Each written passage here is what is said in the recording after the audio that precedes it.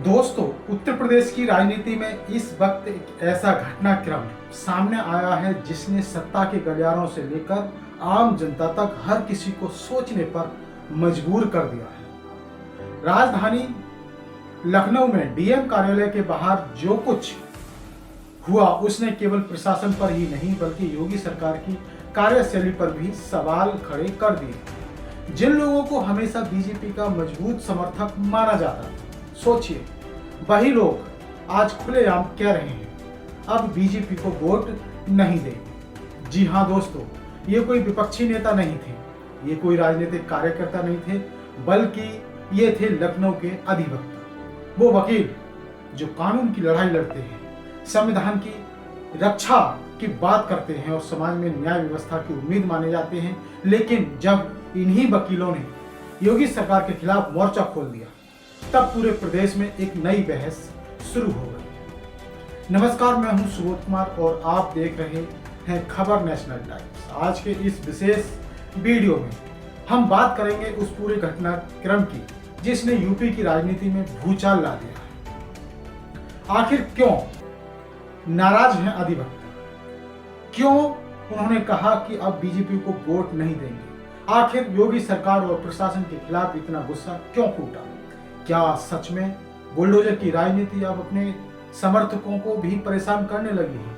और सबसे बड़ा सवाल, क्या 2027 के चुनावों में इसका असर देखने को मिलेगा? दोस्तों, आज हम हर पहलू का विश्लेषण करेंगे, इसलिए वीडियो को आखिर तक जरूर देखते रहें। दोस्तों, मामला लखनऊ का है जहां डीएम कार्यालय के बाहर बड़ी संख्या में अधिवक्ता इकट्ठा हुए। माहौल बेहद गर्म था, हाथों में तख्तियां थी, नारों की गूंज थी और चेहरों पर नाराजगी साफ दिखाई दे रही थी। इन अधिवक्ताओं का आरोप था कि उनके चैम्बरों पर बुलडोजर चलाया गया, उन्हें बिना उचित सुनवाई के परेशान किया जा रहा है। दोस्तों सोचिए, जो लोग कानून की बारीकियों को समझते हैं, जो अदालतों में इंसाफ की लड़ाई लड़ते हैं, वही लोग जब सड़क पर उतरकर न्याय की गुहार लगाने लगे तो आप समझ लीजिए, सोचिए मामला कितना गंभीर होगा। सबसे चौंकाने वाली बात तब हुई जब अधिवक्ताओं ने कैमरे के सामने खुलकर कहा, हम ठाकुर हैं, खानदानी ठाकुर, हमने हमेशा बीजेपी को वोट दिया लेकिन अब नहीं दे। तो दोस्तों, ये बयान साधारण नहीं था। यूपी की राजनीति में ठाकुर समाज को बीजेपी का मजबूत वोट बैंक माना जाता रहा, लेकिन जब उसी समाज के लोग सरकार से नाराज होकर खुली चेतावनी देने लगे तो राजनीतिक हलचल होना स्वाभाविक है। अधिवक्ताओं ने कहा कि उन्हें अपमानित किया जा रहा है, उनकी रोजी रोटी पर हमला किया जा रहा है और प्रशासन उनकी बात सुनने को तैयार नहीं है। दोस्तों, यही वो बिंदु है जहां से राजनीति का नया अध्याय शुरू होता दिखाई दे रहा है, क्योंकि जब किसी सरकार के समर्थक ही उससे दूरी बनाने लगे तब विपक्ष को नया मौका मिल जाता है। कई लोगों ने कहना शुरू कर दिया कि अगर बीजेपी से नाराजगी बढ़ती गई तो इसका सीधा फायदा बहुजन समाज पार्टी को मिल सकता है, क्योंकि समाजवादी पार्टी की सरकार में भी अधिवक्ताओं और अन्य वर्गों ने परेशानियों की शिकायत की थी, उन्हें परेशानियां झेलनी पड़ी। ऐसे में कुछ लोग अब बसपा को भी विकल्प के रूप में देखने लगे। दोस्तों, क्या यूपी की राजनीति फिर से करवट लेने जा रही है? क्या जनता अब कानून का राज और संविधान का शासन चाहती है, जैसा कि बसपा ने किया था 7 से 12 में? दोस्तों, आपको याद होगा कि मायावती सरकार के दौरान अक्सर एक नारा सुनाई देता था, चढ़ गुंडों की छाती पर मोहर लगेगी हाथी पर। उस समय बसपा समर्थक दावा करते थे कि यूपी में कानून व्यवस्था सबसे मजबूत थी, आरोपियों में डर था और प्रशासनिक अनुशासन दिखाई देता था। आज वही तुलना फिर से सोशल मीडिया और राजनीतिक चर्चाओं में देखने को मिल रही है। लोग पूछ रहे हैं कि क्या बुलडोजर का डर ही कानून व्यवस्था है? क्या बिना सुनवाई के कार्रवाई करना लोकतंत्र के लिए सही है? क्या प्रशासनिक शक्ति का इस्तेमाल न्याय के दायरे में हो रहा है या फिर डर का माहौल बनाया जा रहा है? लखनऊ के इन अधिवक्ताओं का दर्द सिर्फ उनके चैम्बरों तक सीमित नहीं था, उनका कहना था कि सरकार संवाद करने के बजाय सीधे कार्रवाई कर रही है। दोस्तों, लोकतंत्र में विरोध की आवाज को सुनना बेहद जरूरी होता है। अगर सरकार अपने ही समर्थकों की पीड़ा नहीं सुनेगी तो नाराजगी बढ़ना तय है। यही कारण है कि यह मुद्दा अब सिर्फ स्थानीय विवाद नहीं रहा, बल्कि राजनीतिक चर्चा का बड़ा विषय बन गया है। अब सवाल उठता है कि आखिर सरकार की मंशा क्या है? क्या प्रशासन अवैध निर्माण हटाने की कार्रवाई कर रहा था, या फिर अधिवक्ताओं का आरोप सही है कि उन्हें टारगेट किया जा रहा है?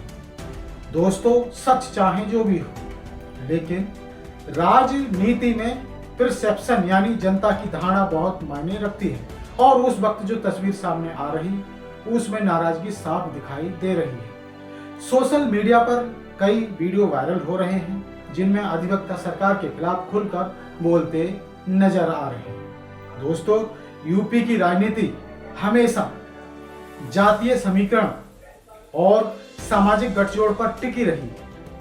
बीजेपी ने पिछले चुनावों में अलग अलग वर्गों को साथ जोड़कर बड़ी जीत हासिल की थी, लेकिन अगर वही वर्ग अब नाराज होने लगे तो 2027 का चुनाव बेहद दिलचस्प हो सकता है, खासकर तब जब विपक्ष लगातार संविधान, लोकतंत्र और सामाजिक न्याय के मुद्दे उठा रहा है। बसपा भी लंबे समय से शांति रणनीति के तहत काम कर रही है। मायावती भले कम दिखाई देती हूं, लेकिन उनका वोट बैंक आज भी मजबूत माना जाता है। ऐसे में अगर सब समाज का एक हिस्सा बीजेपी से दूर होता है तो उसका राजनीतिक असर बड़ा हो सकता है।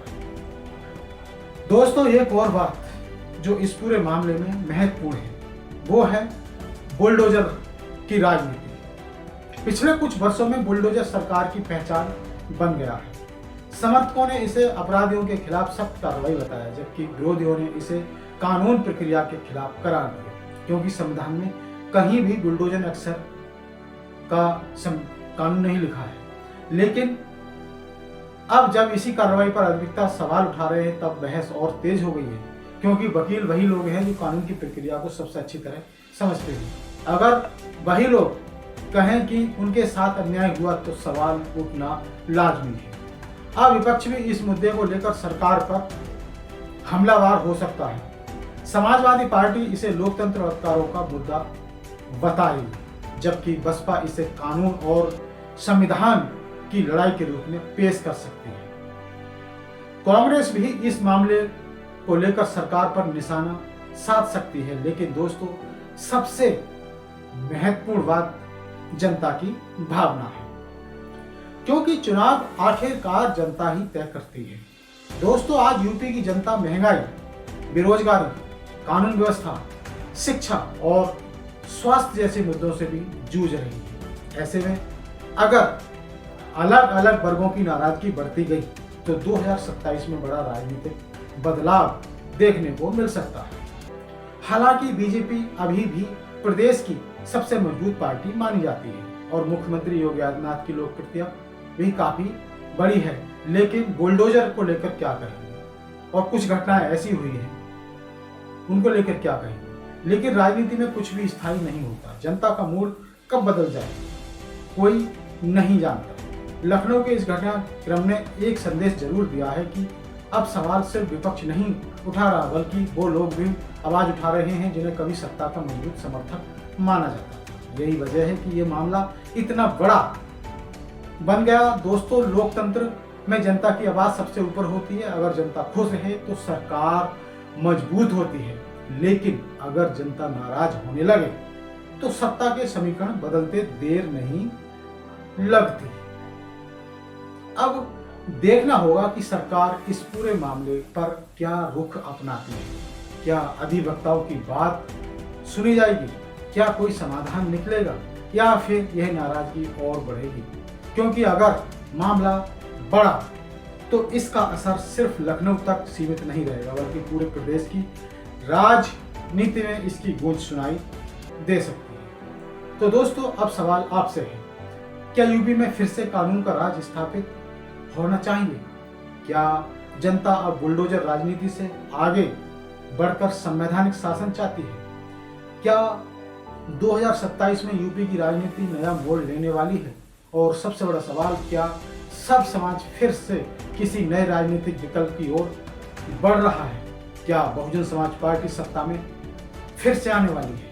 अपनी राय हमें कमेंट में जरूर बताइए। अगर आपको ये वीडियो पसंद आया हो तो इसे लाइक करें, ज़्यादा से ज़्यादा शेयर करें और चैनल को सब्सक्राइब करना बिल्कुल भी ना भूलें। मैं हूं सुबोध कुमार और आप देख रहे थे खबर नेशनल टाइम्स।